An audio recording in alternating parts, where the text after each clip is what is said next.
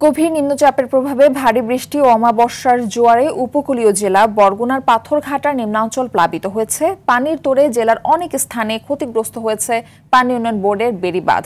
বিভিন্ন স্থানে বাঁধ ভেঙে জোয়ারের পানি প্রবেশ করে প্লাবিত হয়েছে লোকালয়।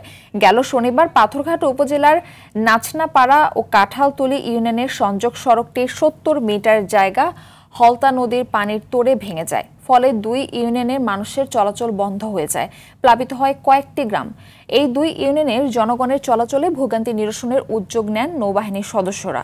নৌবাহিনী বরগুনা ক্যান্টনমেন্ট, ক্যান্টন জেড এবং এর সদস্যরা জনসাধারণের চলাচলের জন্য ভেঙে যাওয়া সড়কে অস্থায়ী সাঁকো নির্মাণ কাজ শুরু করেছে। সাঁকোটি তৈরি করায় বাংলাদেশ নৌবাহিনীর প্রতি কৃতজ্ঞতা প্রকাশ করেছেন স্থানীয় বাসিন্দারা। বাংলাদেশ নৌবাহিনী কন্টিনজেন্ট বরগুনা এবং স্থানীয় প্রশাসনের সহযোগিতায় আমরা বেড়িবাঁধের পাশেই একটি অস্থায়ী সাঁকো নির্মাণের কাজ করছি এবং এই সাঁকো নির্মাণ পরবর্তী সময়ে আমরা আশা করছি এখানে জনদুর্ভোগ কমবে এবং মানুষের চলাচল স্বাভাবিক হবে এবং বাংলাদেশ নৌবাহিনী এই ধরনের জনস্বার্থমূলক কার্যক্রম করছে এবং কার্যক্রম অব্যাহত থাকবে ইনশাআল্লাহ।